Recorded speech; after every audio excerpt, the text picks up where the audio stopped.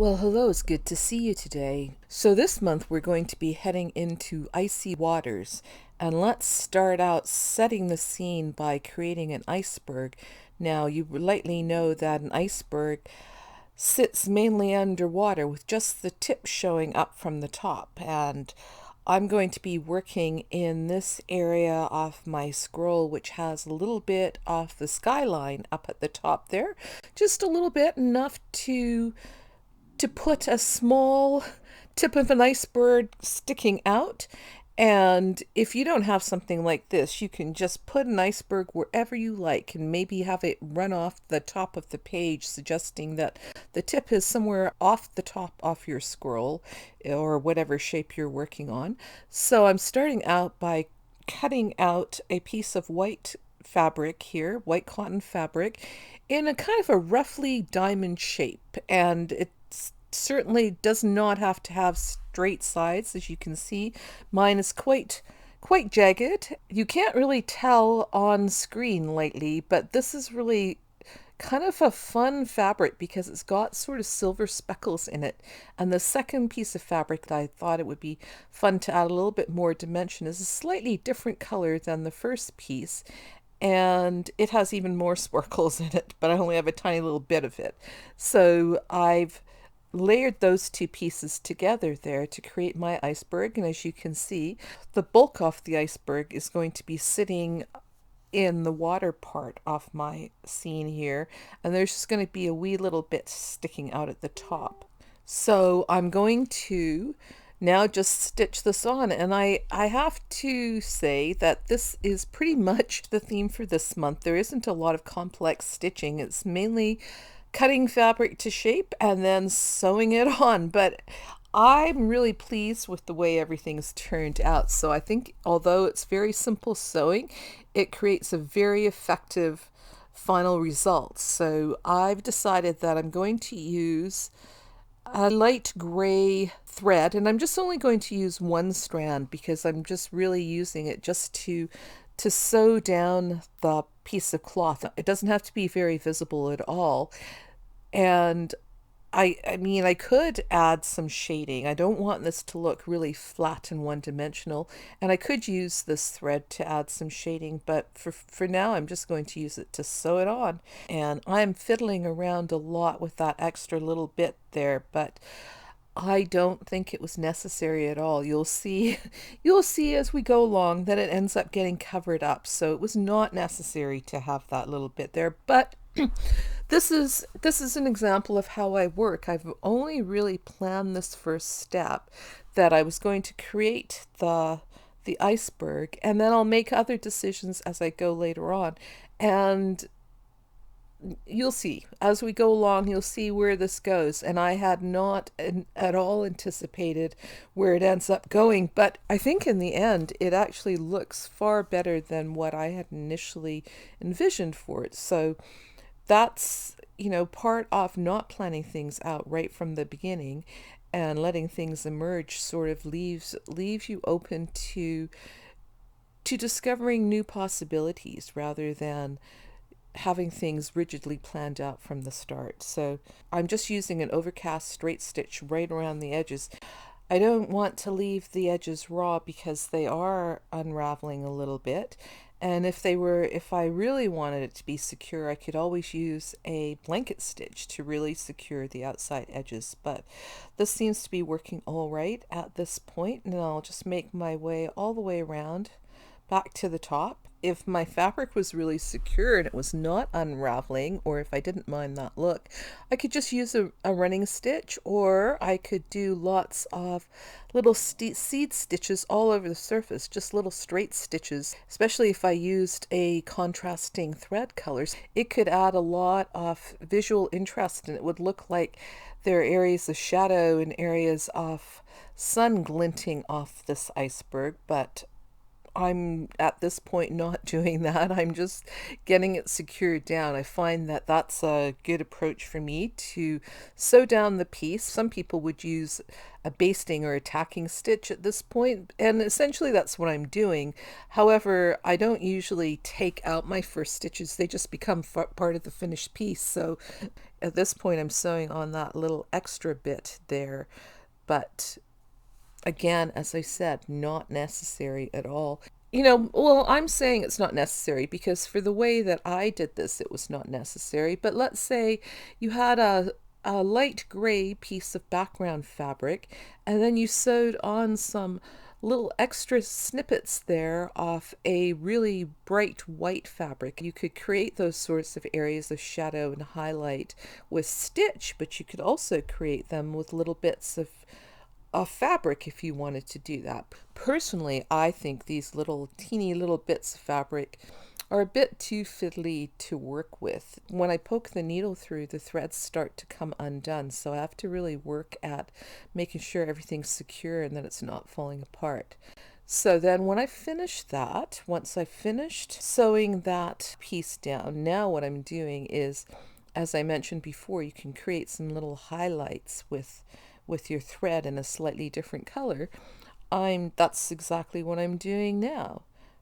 I'm creating some little straight stitches to create what look like shadows, and again you'll see that mine end up getting covered up, and I'm okay with that because I just enjoy sewing and I'm not being precious about anything that I do. Whatever I do, I'm perfectly prepared to cover it up and for it to not be visible in the end. But by doing this, I see what's going to work. And if I think it looks awesome, then I would definitely keep it. But if I feel like it's not really doing what I was hoping it would do, then I'm just going to cover it up and not worry about it too much. And I'm not precious about my stitches. I sew by hand because I like the process of sewing by hand. I'm not in a hurry to finish something. I'm not trying to make an assembly line thing where it's a big mad dash to the end line.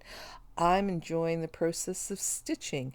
And you can't tell because I've turned the sound off, but I've started to listen to audiobooks while I stitch, and it becomes doubly enjoyable to me to just spend that time listening to the sound of somebody's really lovely voice reading a book. I'm listening to this particular audiobook because I have a plan for the future, and I'll let you know if that plan comes to be. It involves a rather extensive trip. That's all I'm going to say for now. And we'll see if that comes to be. So that's what my iceberg looks like right now.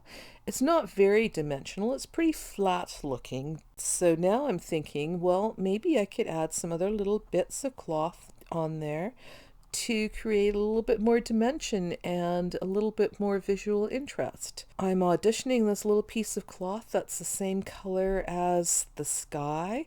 I've got a little bit of lace there that I'm trying out as well, but I'm not sure that either of those are actually what I want to use. So I've got this dark blue mesh. I think it's called tulle. Tulle, not Tool. Yeah, I think maybe if I'd had a light blue, that might have been an interesting color, but I don't. I just have this piece here.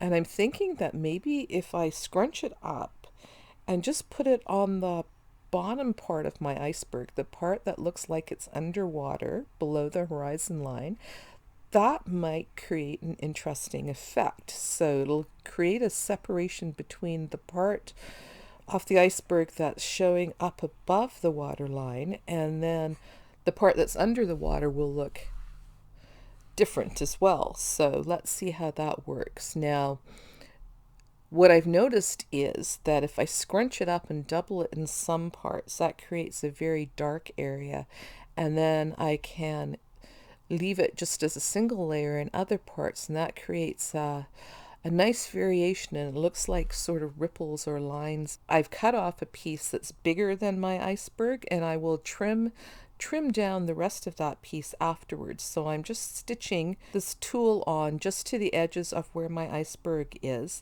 and then I'll trim it off afterwards. Now, you may not have this kind of tool, or you might have it in a different color. And I don't know if you remember way back when we were doing, I think that was in February, that was a long time ago, when we were doing coral, I had painted some bits of net curtain or lace with just with acrylic paint.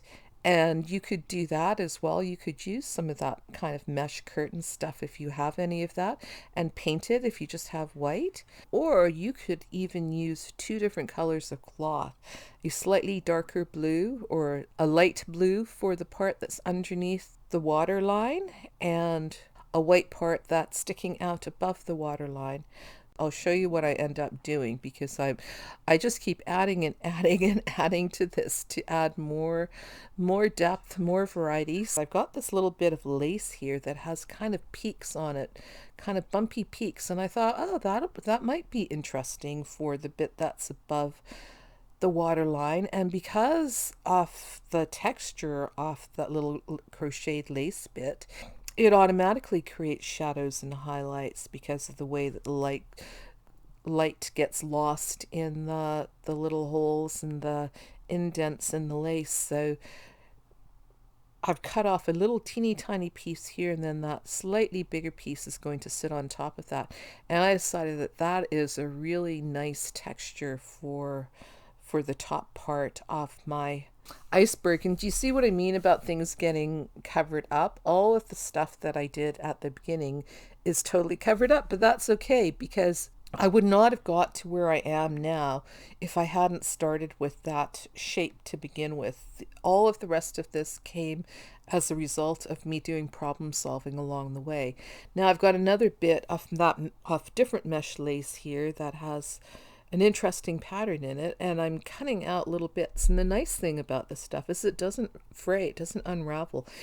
The edges are a little bit loose, but it's not coming apart, so I can just cut out little bits that have an interesting area in them, and I'm just adding it here and there. You can still see the dark blue off the tool that I laid down. You can still see the white peeking through the tool, and then I've got these other areas, some more intense white and some really subtle, and that's just giving more and more visual interest and texture to my iceberg. I really like the way this looked in the end, and I would not have gotten to this point if I'd sat down at the beginning and mapped out exactly where I was going to go. So that's what keeps this whole process interesting to me, that my stitching is about problem solving and making decisions along the way, rather than making all the decisions at the beginning and then just sewing the rest of the time. But don't get excited, because parts of this end up getting covered up as well, and you'll see in some of the other videos that come up how my iceberg gets partially covered up. And there you go, there is my iceberg, and I'm really happy with how it looks. As always, thanks for watching, and I will see you again soon. Bye for now.